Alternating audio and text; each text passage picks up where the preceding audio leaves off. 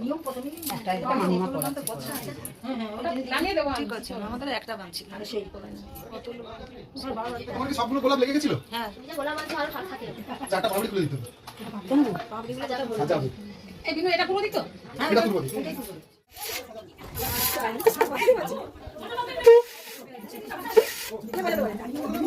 হ্যাঁ, ওইটাই হচ্ছে। হ্যাঁ,